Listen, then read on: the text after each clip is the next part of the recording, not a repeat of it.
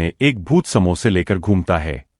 वह हर घर के सामने रुकता और ऐसी खुशबू फैलाता कि जो भी उसे सूंघता वह सम्मोहित होकर बाहर निकल आता और फिर कभी वापस नहीं लौटता।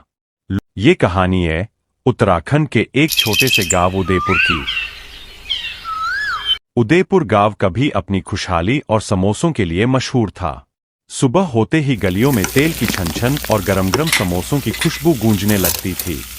कोई आलू के समोसे बेचता था तो कोई मूंग दाल के और कुछ लोग पनीर वाले गरमागरम समोसे बनाकर बेचते थे। गांव के लोग सुबह नाश्ते में और शाम को चाय के साथ गरमागरम समोसे खाना बहुत पसंद करते थे। लेकिन एक दिन सब कुछ बदल गया। गांव के सारे समोसे वाले एक एक करके गायब होने लगे। ना कोई खबर, ना कोई निशान। गांव वालों को लगा कि ये एक साधारण बात है। वो लोग किसी काम से गए होंगे, शायद शहर में ज्यादा कमाई के लिए या किसी मेले में दुकान लगाने। रात होते ही गांव में एक अजब सा सन्नाटा छा जाता। गांव में अफवाह फैल गई कि रात के अंधेरे में एक भूत समोसे लेकर घूमता है। वह हर घर के सामने रुकता और ऐसी खुशबू फैलाता कि जो भी उसे सूंघता वह सम्मोहित होकर बाहर निकल आता और फिर कभी वापस नहीं लौटता। लोग सूरज ढलते ही दरवाजे बंद कर लेते थे। रात में कोई भी घर से बाहर कदम नहीं रखता। हर किसी के दिल में एक अनजाना डर बैठ गया था। इसी बीच रोहित शहर से गांव के लिए रवाना हुआ। वो काफी खुश था क्योंकि वो कई सालों बाद अपनी माताजी से मिलने जा रहा था। गांव पहुंचते ही उसने घर के बाहर रिक्शा रखा दिया, हाथ में सामान उठाया और घर की ओर बढ़ गया। माताजी ने रोहित से कहा, अरे बेटा, तू आ गया। रोहित मुस्कुराते हुए बोला, माँ, बहुत भूख लगी है, कुछ अच्छा सा बना दो। माँ ने एक पल के लिए उसकी तरफ देखा, फिर धीमे से बोली, ठीक है बेटा, अभी बनाती हूँ।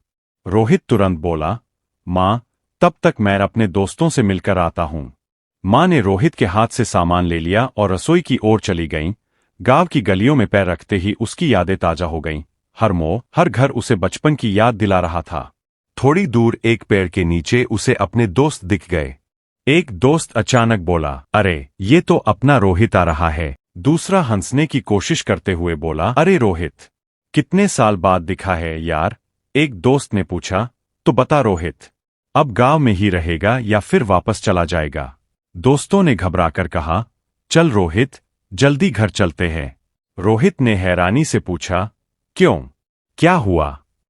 एक दोस्त ने कांपती आवाज में कहा, तुझे नहीं पता, रात होते ही यहां एक भूत निकलता है।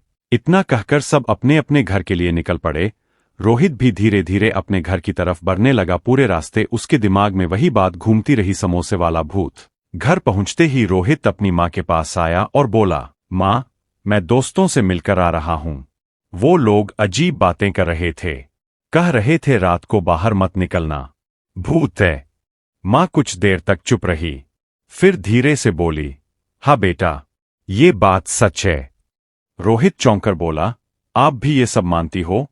माँ ने उसकी आंखों में देखते हुए कहा, बेटा, रात में एक भूत समोसे लेकर निकलता है, जिसकी खुशबू अगर कोई सूंघ ले तो वो खुद ब खुद बाहर चला जाता है और फिर कभी वापस नहीं आता। रोहित ने हंसते हुए इन बातों को नजरअंदाज कर दिया और फिर दोनों आराम से खाना खाने लग गए। खाते समय रोहित के मन में वही सारी बातें घूमती रहीं। खाना खत्म होने के बाद माँ उसके कमरे में आई और बोली, बेटा, खिड़की और दरवाजे अच्छे से बंद रखना, खोलना मत। इतना कहकर माँ वहां से चली गई। रोहित बिस्तर पर लेट गया, लेकिन नींद कहाँ आने वाली थी। वो मन ही मन बोला, आज देख ही लेते हैं कैसा होता है ये भूत। रात धीरे धीरे और गहरी होती चली गई। रोहित बार बार करवट बदलता रहा और तभी अचानक हवा में एक अजीब सी खुशबू फैलने लगी। रोहित उठकर खिड़की के पास गया और धीरे से झांककर बाहर देखा। जैसे ही उसने जाली के पार नजर डाली, एक साया उभरता हुआ दिखाई दिया। उसके सिर पर एक टोकरी थी। रोहित की आंखें फटी की फटी रह गईं। वो धीरे से बोला, ये सच नहीं हो सकता। अचानक वो भूत उसके बिल्कुल सामने आ गया। खोखली आंखें, टेढ़ी सी मुस्कान, चेहरे पर अजीब सा डरावना सन्नाटा। रोहित का दिमाग सुन्न हो गया। उसके कदम अपने आप आगे बढ़ने लगे और देखते ही देखते रोहित बाहर पहुंच गया।